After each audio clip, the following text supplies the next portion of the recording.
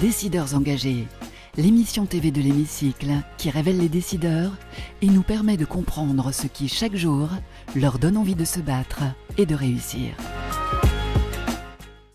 Bienvenue dans On se dit tout, l'émission des décideurs engagés sur l'Hémicycle TV, et j'ai le plaisir de recevoir aujourd'hui Myriam Ridel-Kienzi. Bonjour. Bonjour. Merci infiniment d'être avec nous dans On se dit tout. On va parler de vos engagements, il y en a beaucoup. Vous êtes directrice générale de Yoplait International.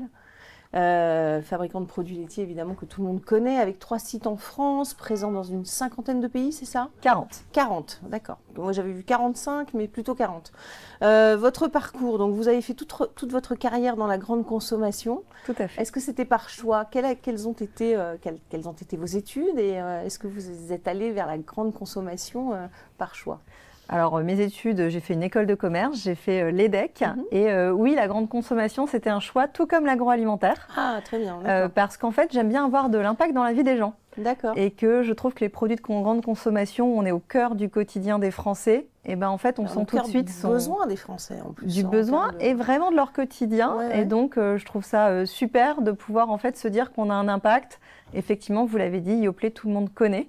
Et donc, en fait, le moindre changement qu'on fait sur Yoplait, en fait, ça a un impact dans la vie des consommateurs.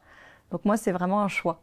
Pourquoi vouloir avoir un impact, justement, sur les Français? Enfin, pas que en sur fait, les Français, c'est ma façon à moi d'avoir du sens dans ce que je fais.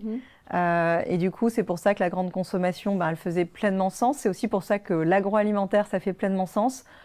L'alimentation, en fait, c'est à la fois de la nutrition, ça peut être de la santé, c'est beaucoup de plaisir. Bien sûr. C'est aussi beaucoup de moments partagés. Ça dit beaucoup de choses, de la transmission, des valeurs. Moi, je suis alsacienne. La tradition alsacienne culinaire, c'est pas la même chose que dans les autres régions. Mais en tout cas, tout ce côté-là, il fait beaucoup de sens pour moi. Vous avez mené une carrière internationale. Vous avez travaillé chez General Mills. Oui. Géant américain de l'agroalimentaire. Vous avez, oui, des fonctions commerciales et marketing chez Unilever. Qu'est-ce que toutes ces expériences, finalement, vous ont apporté en tant que directrice générale de Yoplait International aujourd'hui? D'avoir fait marketing et commercial sur tous les circuits de distribution, donc que ce soit la grande conso, supermarché, hypermarché ou le hors domicile. Ça vous apprend en fait à gérer une marque, à aussi échanger avec des clients et en fait à s'occuper de ce qui permet aux consommateurs d'avoir vos produits, c'est-à-dire on passe par les clients et ensuite on va vers le conso. Donc ça c'est toujours très intéressant, ça permet d'avoir un panorama qui est assez large. Et puis j'ai rejoint General Mills, en fait j'ai surtout rejoint Yoplait, qui à l'époque appartenait à General Mills. Il y a une histoire, il y a eu un retrait et un retour finalement. Alors la vie n'est pas un long fleuve tranquille quand on est chez Yoplait. Yoplait, je ne sais pas si vous le savez, c'est une marque qui a été créée par des éleveurs laitiers. Et on a 60 ans cette année. Oui, c'est une marque vraiment intergénérationnelle. Et d'ailleurs on nous appelle la petite fleur. Quand je dis on, c'est les consommateurs comme nos collaborateurs. Et du coup c'est une marque qui apporte beaucoup d'émotionnel. On dit chez Yoplait qu'on essaye de cultiver ensemble ce qui est essentiel. Mais en tout cas, nous, on appartient à des éleveurs laitiers. Ils nous ont créés à 60 ans. On a fait un passage fonds d'investissement, un passage General Mills. Et depuis décembre 2021, la coopérative Sodial, qui est la première coopérative laitière française, nous a racheté. Et donc, nous a racheté, nous, Activité Européenne. Et a très récemment fait l'acquisition de Yoplait au Canada. Très bien. Alors, c'est des éleveurs qui font Yoplait, qui appartiennent Yoplait. Mais alors, comment est-ce que, sur cette question de la juste rémunération des éleveurs, la question du lait, on en a beaucoup entendu parler au Salon de l'Agriculture, comment rémunérer au juste prix ces producteurs français? Le rôle de Yoplait, c'est clairement de créer de la valeur pour la coopérative laitière et les 14 500 éleveurs qui sont derrière nous. C'est ça la réalité de ce business. Et en fait, vous avez à la fois le prix du lait et puis nous, on a un système de franchise. Donc, quand on parlait de beaucoup de pays dans le monde, on a 25 partenaires dans le monde. C'est un système de franchise où on va proposer en fait une transmission de notre savoir-faire laitier, la licence de marque et de l'assistance technique et sur lequel on touche des royalties. Et ça aussi, ça rentre dans la rémunération des éleveurs. Et vous comprenez la grogne des agriculteurs quand justement le lait n'est pas suffisamment acheté au juste prix? Est-ce que vous êtes à leur côté quand la grande distribution essaye de rogner sur ces prix-là? Qu'est-ce que vous pensez de ce combat? Moi, je suis forcément du côté des éleveurs, c'est mes boss. Donc en fait, mais vous vendez vos produits dans la grande distribution aussi, donc oui, mais vous voyez, moi, vous êtes un peu au milieu du combat. Mon board, il est fait d'éleveurs.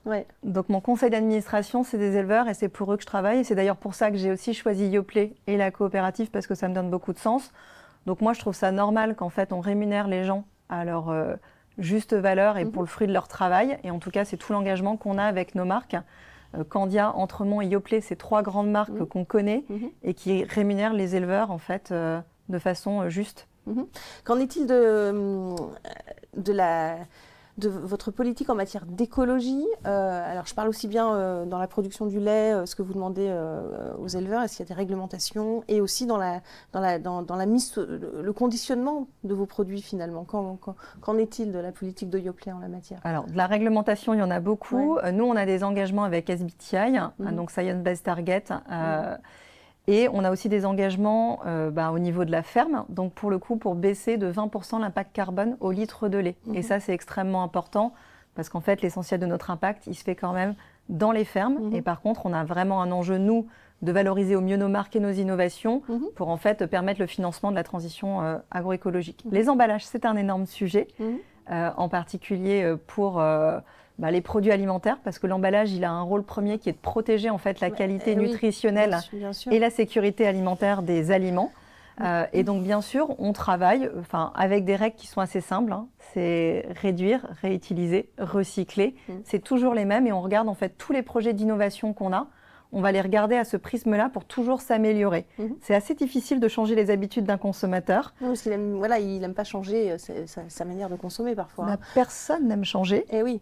Et on a lancé Yoplait en brique, donc c'est du yaourt en brique, donc c'est quand même 2 fois moins d'emballage, 4 fois moins de plastique que des pots de yaourt. Pourtant, c'est un usage qui est difficile à faire rentrer en fait dans les habitudes. Alors on se souvient pas qu'Yop, ça a mis 10 ans avant d'être adopté ce geste du yaourt à boire. Voilà, c'est ce que j'allais vous dire. La façon de consommer aussi a changé et ça a fait le succès de Yoplait d'ailleurs. Oui, ce qui peut être voilà. Alors Yoplait est assez fort dans la création de segments et les innovations. Voilà. En fait, je ne sais pas si vous le savez, mais on a créé le yaourt aux fruits avec panier de Yoplait, on a créé le yaourt à boire avec Yop, on a lancé le yaourt en brique en France pour créer un nouvel usage. Donc voilà, le yaourt en brique, c'est de la matière recyclée, c'est moins d'emballage, mais c'est un nouvel usage. Donc il faut habituer les consommateurs. Parce qu'en fait, ça prend du temps, mais on y vient. Et puis je vous disais, moi j'ai choisi la grande consommation pour avoir de l'impact, mais en fait il faut que j'arrive à aller jusqu'au consommateur. Là où j'aurai vraiment de l'impact. Et du coup, si je peux juste rappeler quelque chose, comme ça s'ils nous écoutent, il ne faut pas qu'ils oublient de mettre le pot de yaourt dans le bac jaune, parce que le premier acte, en fait, c'est de bien trier pour qu'en fait, on puisse bien recycler. Et l'opercule également, c'est parce qu'il y a aussi des confusions par rapport à ça. La transition alimentaire, c'est aussi une énorme question. Selon plusieurs études, il y a toujours trop de produits transformés. Est-ce que vous considérez que le yaourt, c'est un produit transformé? Quel est votre regard sur cet enjeu-là? Alors, faire un yaourt à la maison, ça prend plusieurs étapes. Et le faire dans une usine, ça prend plusieurs étapes. Donc fondamentalement, moi je fais énormément d'efforts pour qu'on amène de la naturalité dans les recettes. Et donc on ait le moins d'ingrédients possible et que ce soit à peu près comme à la maison, donc d'avoir du lait, des ferments, des fruits, mais vraiment un minimum d'ingrédients pour qu'en fait ce soit le moins transformé possible et le plus simple, comme si vous l'aviez fait à la maison. Oui, donc c'est aussi une des préoccupations de Yoplait. Bien sûr. On parlait de la santé, comment développer une alimentation plus saine. Ça aussi, ça fait partie des enjeux. En gros, plus saine et rémunératrice pour les éleveurs. Voilà, en fait, voilà tout l'enjeu. Plus saine, le yaourt, c'est déjà un produit qui est très sain, en fait, qui vous apporte beaucoup de nutriments, qui apporte de la satiété, qui contient déjà de la protéine, qui est assez simple, qui est assez facile en termes de digestion. Et la rémunération des éleveurs, c'est simplement quand vous appartenez à une coopérative et que le modèle de la coopérative, c'est que les 2 tiers des bénéfices ils sont reversés aux éleveurs.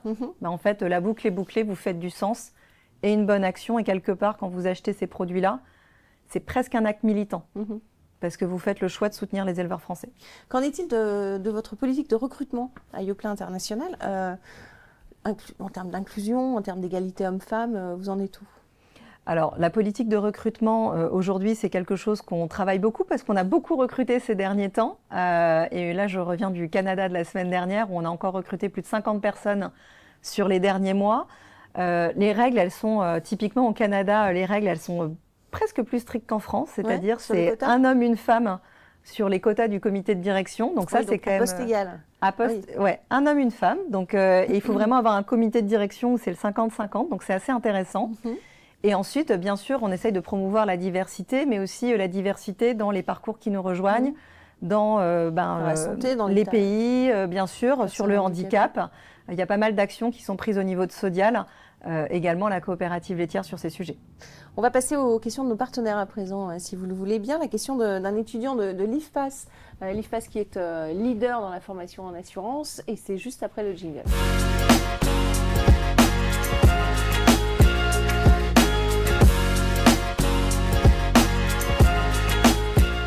La question de l'IFPAS pour vous, c'est celle-ci, celle que vous avez choisie parmi plusieurs.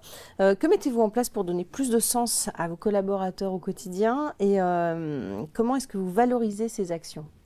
D'abord, ce qui donne du sens, c'est quand on a de l'impact dans le quotidien des gens. Donc, je vais vous en reparler parce que la catégorie yaourt, elle est vraiment bien placée pour ça. Hein, sur vos motivations. Et la deuxième chose, c'est quand on arrive en fait à évoluer avec les enjeux et les défis sociétaux d'aujourd'hui, que ce soit en France ou à l'étranger, en fait, ça donne énormément de sens. Alors, le premier sens dont tous nos collaborateurs nous parlent, c'est de travailler pour une coopérative laitière. Ouais.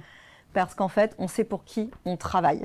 Et ça, c'est extrêmement important. Ça donne en fait un supplément d'âme à cette marque Yoplait. Ensuite, la marque Yoplait et le yaourt en général, ça a un impact dans la vie quotidienne des gens. Donc, en France, 30 kg de yaourt par an et par Français.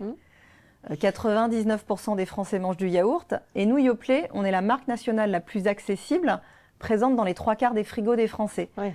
Donc, c'est sûr qu'on a un impact. Et puis, moi, chaque concrètement... minute, 10 000 pots de yaourt sont vendus dans le monde. Tout à fait. Publicité, mais c'est vrai. C'est énorme. Et puis, on a un impact aussi dans le quotidien parce qu'on a tous les 14 500 éleveurs qui sont derrière nous.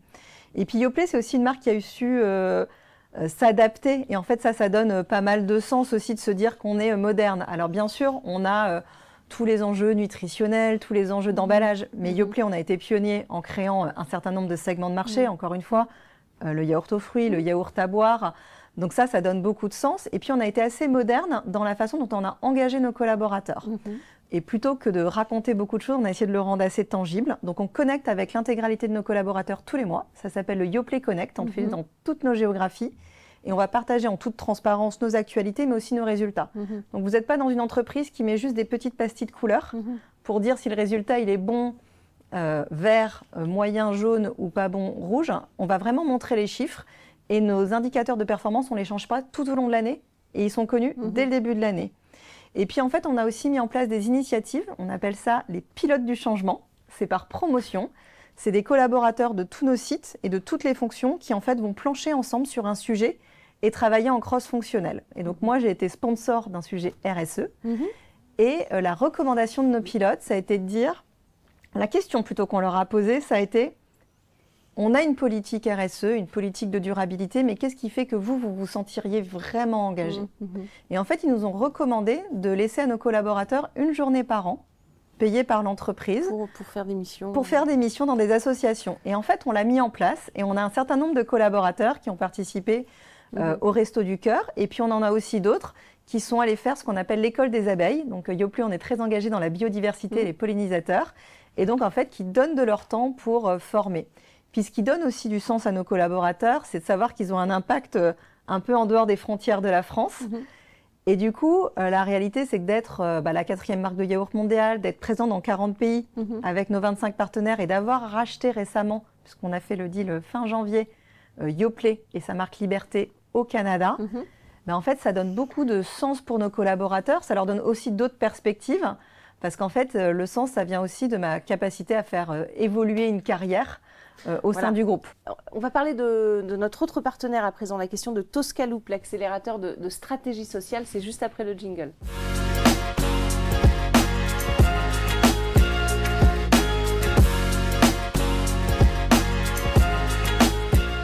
La question de Toscaloop, celle que vous avez choisie, Myriam Riedel-Kienzi, c'est celle-ci. Quel est selon vous le principal enjeu sociétal auquel votre secteur doit faire face aujourd'hui ?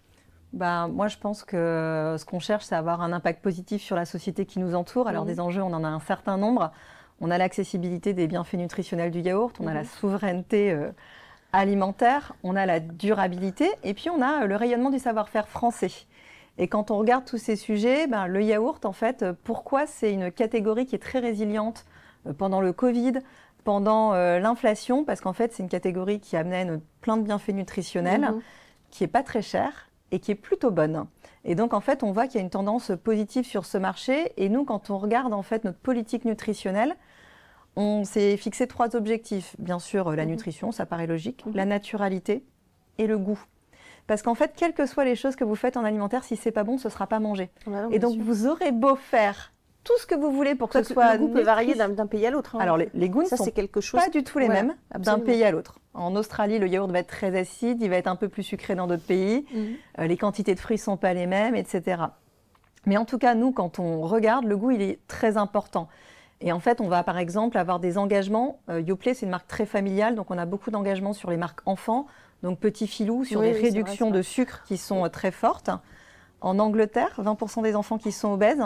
Donc là, on va enrichir nos produits en calcium et vitamine D. On va baisser aussi le niveau de sucre. Ah oui, souvent la problématique tout à fait. santé des personnes, vous adaptez aussi vos produits. C'est important. En fait, on a quand même un rôle dans la nutrition. Et en fait, pourquoi je vous dis que le goût, c'est extrêmement important? Parce que si je fais des yaourts moins sucrés, mais qui ne sont pas bons, les enfants vont se retourner vers d'autres catégories de produits qui, pour le coup, ont des impacts moins sympathiques pour le goûter, moins vertueux, par exemple.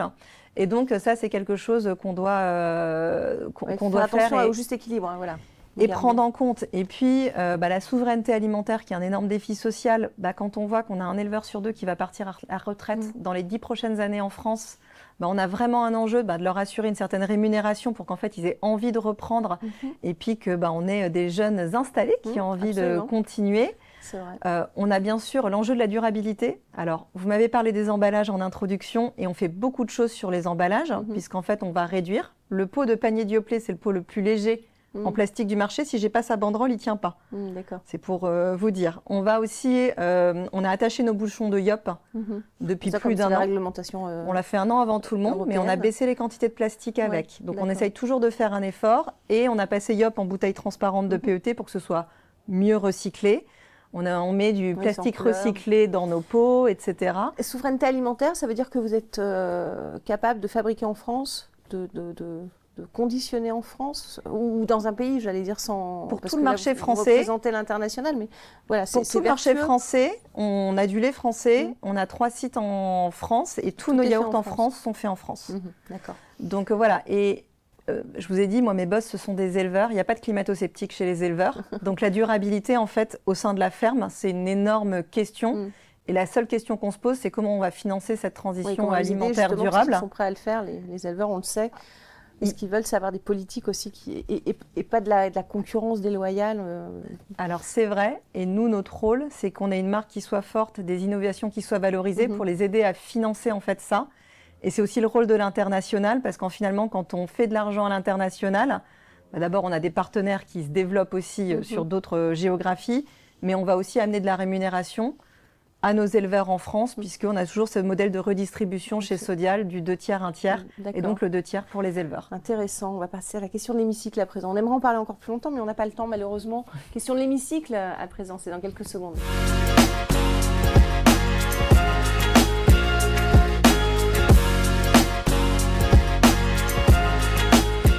La question de l'hémicycle. Qu'est-ce que vous avez envie de leur dire aux femmes et aux hommes qui nous gouvernent aujourd'hui? Une problématique qui vous tient à cœur, un questionnement. C'est à vous, vous avez 1 à 2 minutes face caméra, droit dans les yeux. D'accord. Moi, j'aimerais qu'ils nous aident à dire oui au lait français. J'aimerais que les produits laitiers en France, on puisse pousser le fait et que ce soit visible pour tous les consommateurs que c'est du lait français. Quand on achète du Yoplait, en fait, on soutient la filière laitière française, on soutient des éleveurs. On a trop d'éleveurs qui vont partir à la retraite. On a un risque sur encore avoir du lait français très longtemps, en tout cas que du lait français en France pour nos produits laitiers. Et moi, j'aimerais qu'on puisse vraiment soutenir Yoplait, Candia, Entremont, la coopérative Sodial pour dire oui au lait français.